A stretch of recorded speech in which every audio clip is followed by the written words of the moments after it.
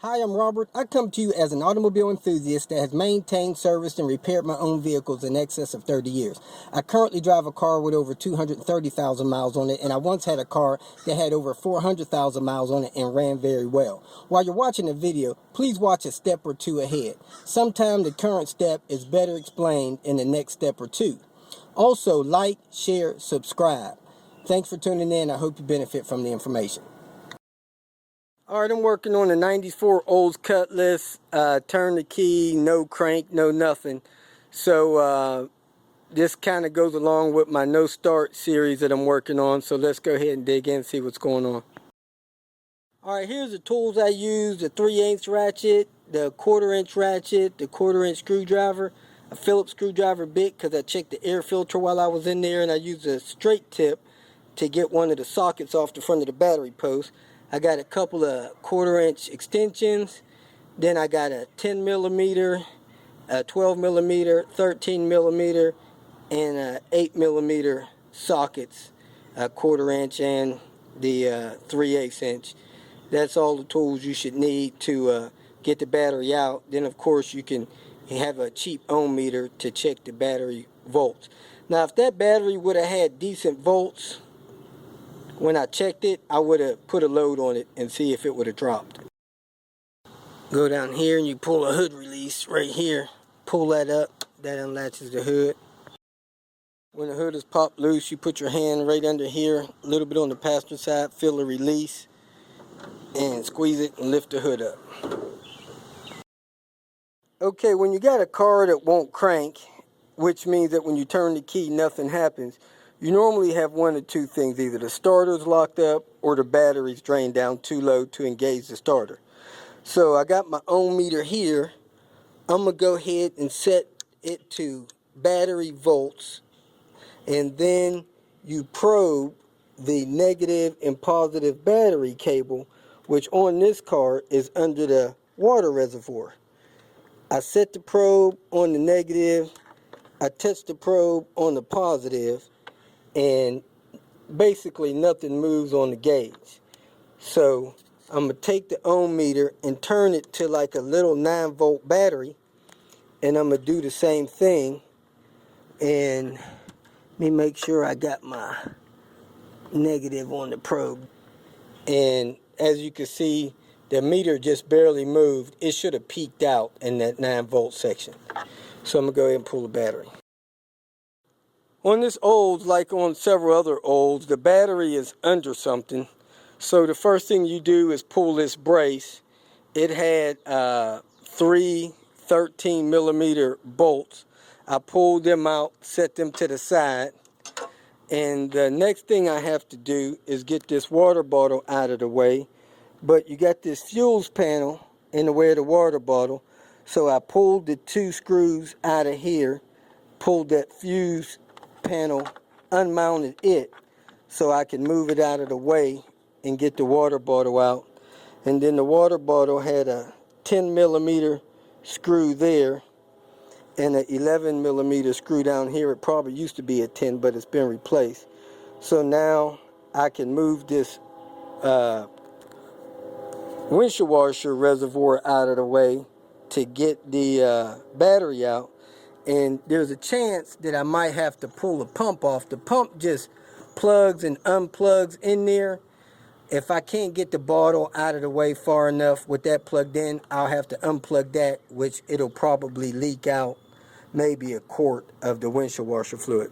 So let me go ahead and pull that out of the way. Okay, I couldn't pull the water bottle all the way out of the way because just the lines and stuff on it won't come far enough. So I'm going to unplug it, and then I'm going to lift it up, and I'm going to put it on an angle so that it all doesn't spill out. So I pulled that out, and I lift the bottle out so it didn't leak all the stuff out. Now I have access to the battery. Okay, after you get the water bottle out, there's a bracket on top of the battery. Probably had a 10 millimeter bolt there that's missing. Last mechanic probably didn't tell the owner he lost that. Then there's a bolt down there that's a 13 millimeter that I have this extension on, I'm going to pull out so that I can pull the battery bracket off. Alright, that's a better view of the bolt that's in that lower bracket, 13 millimeter. And then it looks like there's a bolt on top of the edge of this air box that's supposed to be secure, that's not hooked up. So I'll probably put that back in properly when I hook this battery, install the battery back in. Okay, after I got the bracket loose, the handle of the battery was over top of the bracket, so I had to just wedge that loose to get that out before I can get this battery bracket up and out of the way. Coming out, so looks like I'm gonna have to take the air box out for the air filter. So I'm gonna take that clamp off right there. That'll take it loose from the throttle body and see if this air box will lift out after I have that hose disconnected. Okay, I took that 8 millimeter nut as far loose as I can. Now I'm going to pull this hose off of here and see if I can move that out of the way to get the air box to slide out. Okay, after I got the hose moved off of the air box, I started to lift the air box up, and it does have a little duct on the bottom of it that has to be lined up with something, but it did come out.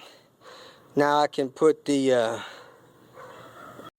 now that I got the battery post removed with an 8 millimeter ratchet, I'm going to go ahead and pull the battery out, see if it's still under warranty. On top it has that tag that says 9/11, which is September 2011. Okay, I got the battery out. This is like a Walmart battery. On the front of the battery, it says 3-year free replacement.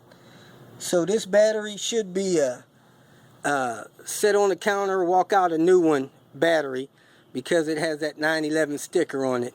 Unless it's been swapped out already under some kind of warranty, this battery is still under warranty for another, looks like 1.5 years. So we'll hit the jackpot on this one.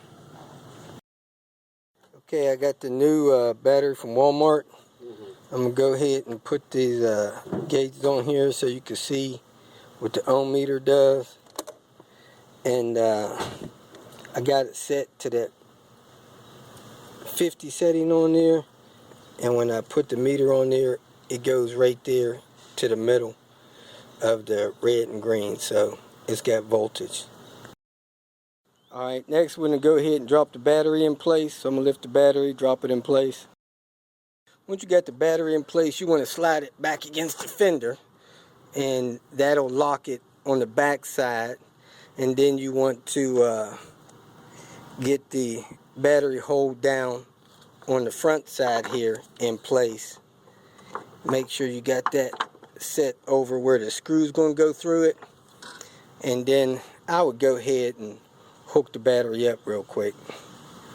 8 millimeter ratchets on the front of the battery. Okay, I always put the positive on first, then the negative, snug them down tight. If you have the battery spray, spray that on there, and this has a little dust cap to put over that to protect it from getting bumped or something while it's in there. What I'm going to do is set the battery clamp bracket down on there and bolt it down. Okay, the water tank is not going to go in unless you have this battery strap under this bracket. So make sure you got that battery strap tucked under the bracket. Okay, I got that lower bracket bolt in, and I did find a bolt that fit up there, so I'm going to go ahead and tighten that one down. Okay, next I'm going to put the air box in. It has that vent there, so I'm going to make sure that gets put in the slot it goes in and drop it down in position. Okay, I got the air vent aligned with the air scoop down there. I got the little bracket there lined up.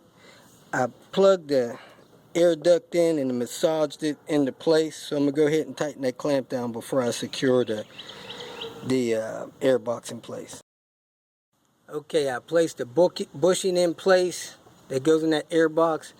Now I'm going to put that screw in it to secure that air box where it's supposed to be.